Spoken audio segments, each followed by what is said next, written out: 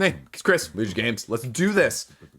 Voice feels a little raspy tonight. Anyway, so what's on crowdfunding this coming week? Again, this is the first-ish part of August. Now, if you're interested in the big stuff you need to know about August, that video will actually be coming out tomorrow. I thought about maybe switching it up for you guys, but you know what? I'm going to keep it to the original. I'm going to keep it to the steadfast. We're going to keep true to what I've done in the past. So this is the upcoming for this coming week. But tomorrow's video will talk about the bigger ones you got to know throughout the whole month of August.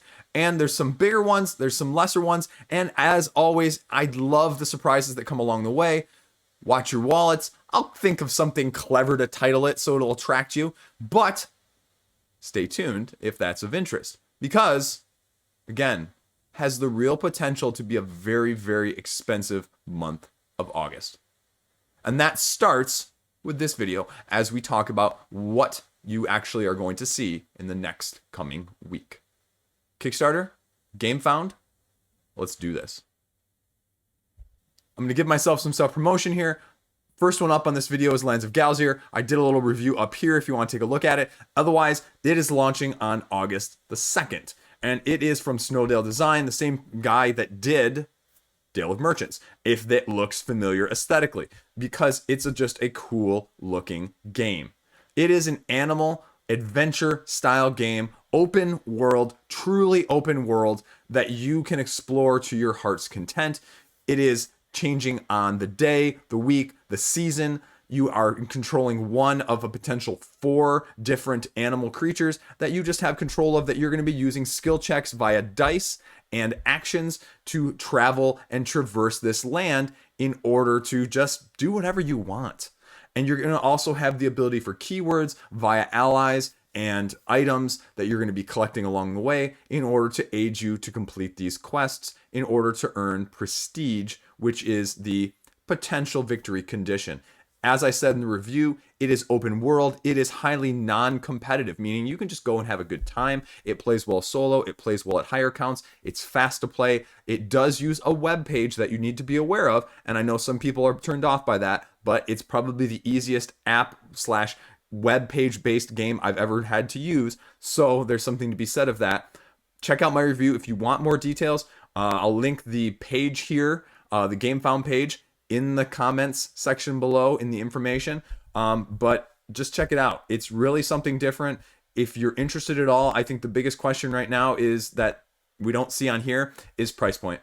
And it's a self-contained, you can save in between adventures, you can play multiple adventures in a row, and you can just explore. Launching on August 2nd. Check it out if you're interested. Next up, also launching on the 3rd, is Arydia.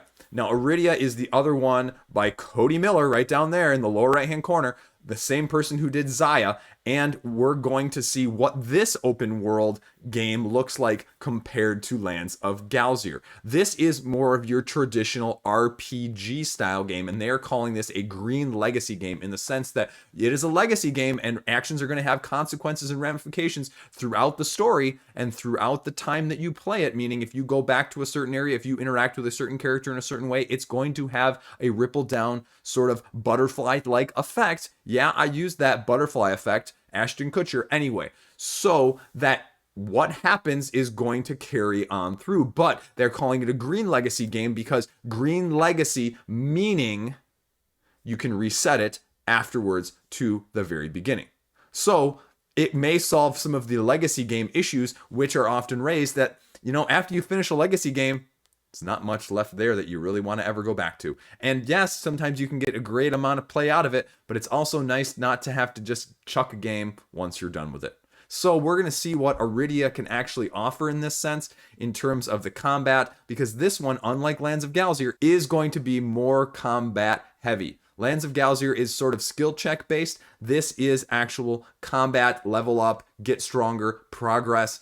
Lands of Galzyr is not. And so that is going to be one big differentiation in terms of what you're looking for in this type of game. I am also going to do a comparison video based on requests and based on, I think it just needs to be done, of these open world games, something like Soul Raiders, Bantam West, Arydia, and Lands of Galzyr, once we have more information, especially on Arydia. The other 3 are already out. This is the other big one that is still just being very closely held to the vest in terms of information.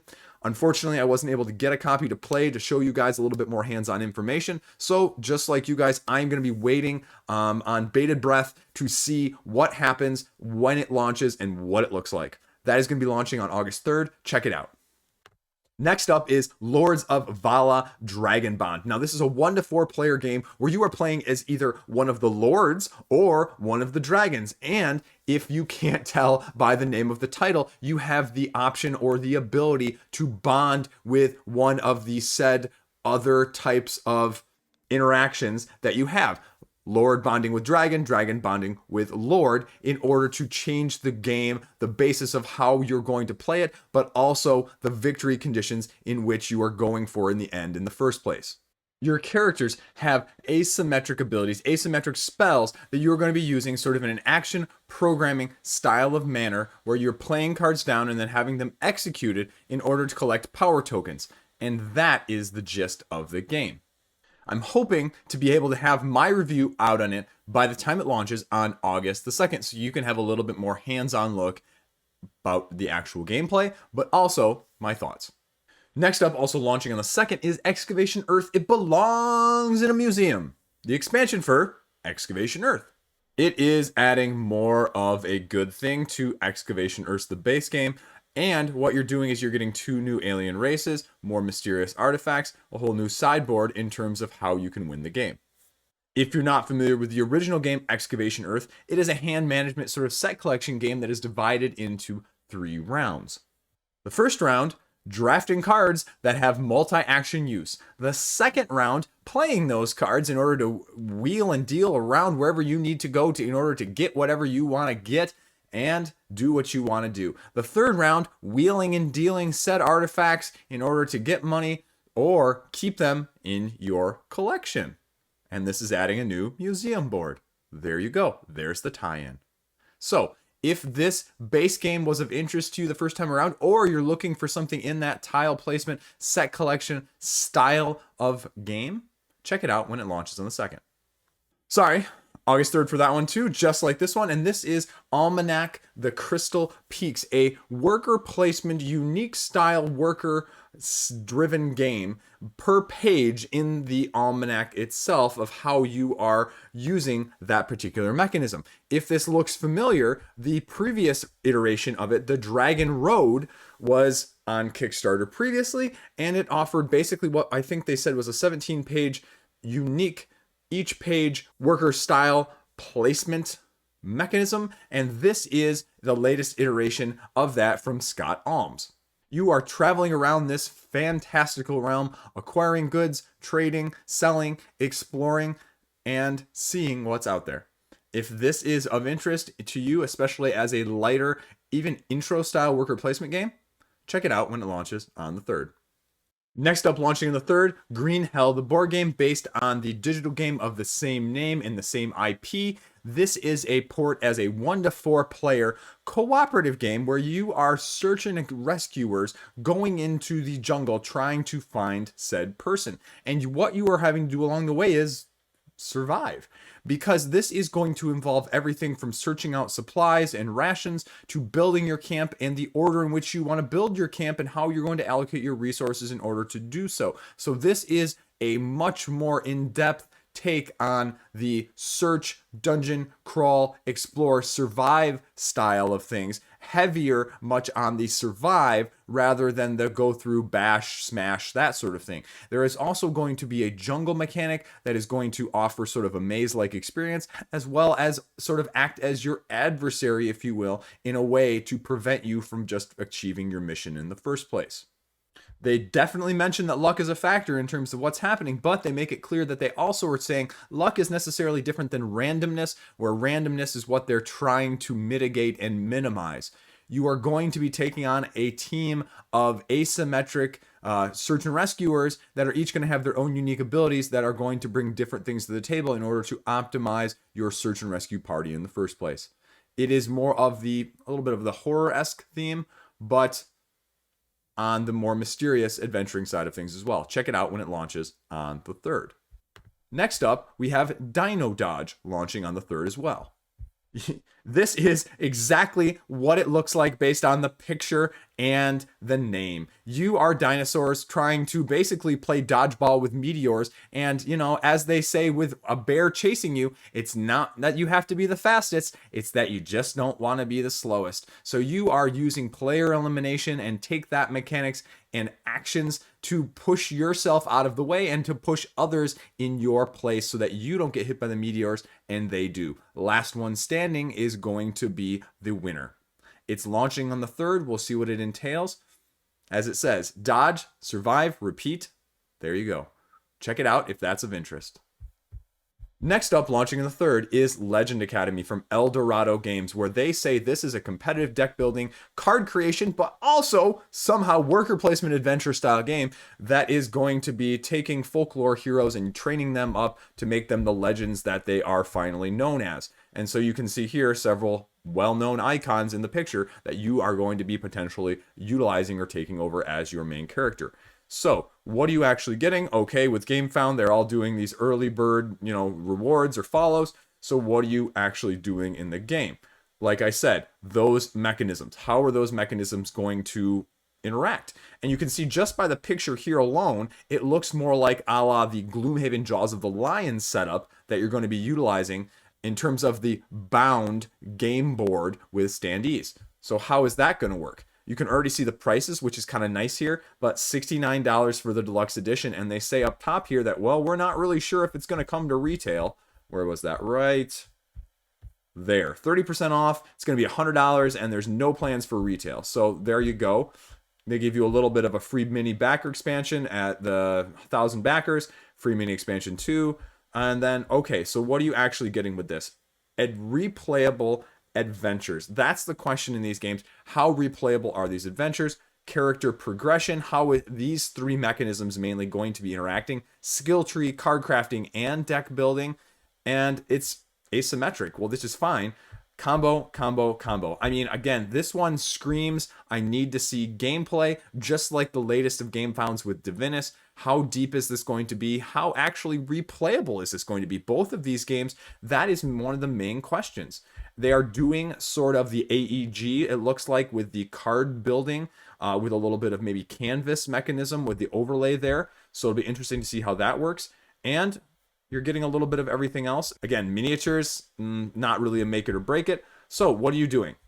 You want to get the best grades. You're playing 2 scenarios in every game. Of the 10 scenarios, it sounds like that you have. So you're just doing classical things from a lot of these classical tales, as they mentioned. Training your legend in terms of what abilities and what skills they're going to be able to do. Honing your deck to make them better. And assembling up, your team, because even though it's competitive, you may have to be cooperative as well to actually complete the objectives.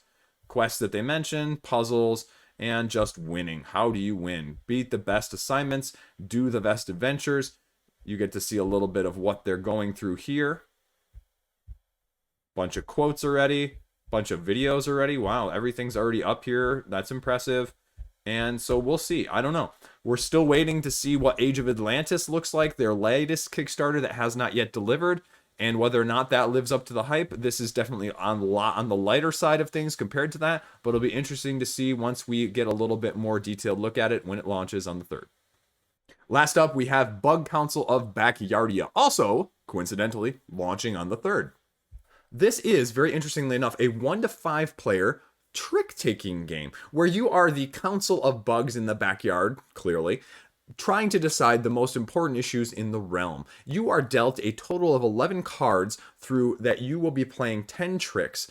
And obviously with a trick-taking game, you lead and then you follow suit. But if you can't follow suit, or you play the lowest of the low in that trick, well, obviously the highest one wins the trick and gets reward, but the lowest one gets to visit the council and pick up cubes of power that will then affect the strength of each of said suits going forward, which will then affect the trump in the first place to shift the balance of power more in your direction.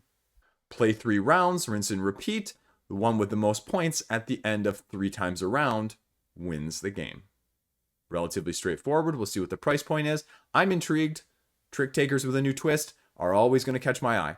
So, if that's your ilk too, check it out when it launches on the 3rd. So, there you go. Quick and dirty, quick and easy. Not really dirty. I don't know why I said that. Relatively straightforward this week. Some interesting titles. I'm interested to see what else comes out there. So what else is going to surprise us this week? What else is going to catch your eye? What catches your eye this week? Like I said, a couple big names coming out there. Could be a very expensive month as things start to slowly ramp up. Or maybe it's going to be an easy month as things start to ramp down after we got past this peak at the end of July and the beginning of August. So we'll see. I don't know. Because there's a lot of expensive stuff there regardless. Enough to cover more than 2 months, if we're being honest. So that's it. That's what you need to know. Thanks for watching. Side note, I've been meaning to do this. Been watching, we'll talk about a little bit of TV right now, TV shows. I'm watching a bunch of foreign subtitled things. And I just made my way through False Flag, the Israeli drama. I think it's on Hulu. Just made my way through the first 2 seasons of that. Really interesting concept where all of a sudden an event happens, a terrorist event, and there are 3 main key characters, and they're not what they seem. Then they all somehow interact with each other, but you don't know quite how. You don't know quite who's telling the truth and who's not. They're all accused of sort of the crime that happens in the first place. Actually, I think the first season had 5, second season had 3 maybe, but interesting premise, interesting concept. It never really quite turns out one of those whodunits, if you will, in a different way. It's worth checking out if you're interested, and you can watch subtitles. I guess I'm one of the few rare ones that actually enjoys that. And then I'm just making my way through Follow the Money, which is another subtitled Scandinavian sort of noir show on Amazon Prime. I think it goes off Prime, by the time this video maybe airs around there, where it's basically like, if you remember like Enron with the Ponzi scheme, it's basically a Swedish take on that with a cop as well as following a lawyer on the inside who are both put in positions both to try and make this happen versus catching them in the act of this fraud, and the dynamic that goes back and forth on both sides and the pressure that accounts for the dynamic in the first place. So again, a really interesting concept. Neither are the best shows I've watched, but both are well above average, and they're interesting to check out if you have any interest in that style of things. The only other thing I'm really watching right now is I'm watching Racket Boys on Netflix. Yep, I have all 3. Not by purpose, but, there's kids and stuff, and you know what it is. Anyway, but I'm watching Racket Boys on Netflix, and that is a Korean drama, which is about teenagers playing badminton over in Korea and the competition that goes along with that, the fierceness as well as the loyalty of the team building. And it's really, I'm not usually a fan of the detective style like Korean shows and the mysteries and that side of things, but as just a sort of regular drama, this one is probably one of my favorite shows that I've watched in the last 6 months to 8 months. So I give that a high recommendation as well. If you want other TV recommendations or other show recommendations, especially of the subtitled variety, let me know in the comment section. I'll be happy to talk about that too. But I just thought I'd throw something else in at the end here in case you're paying attention or not. So thanks for hearing me out. As always, play something fun this weekend or just have a good time not playing something fun. I'll see you around. Stay tuned tomorrow for which ones I'm really going to be most interested in August. Full spoilers, a couple of them are on this list, so there you go.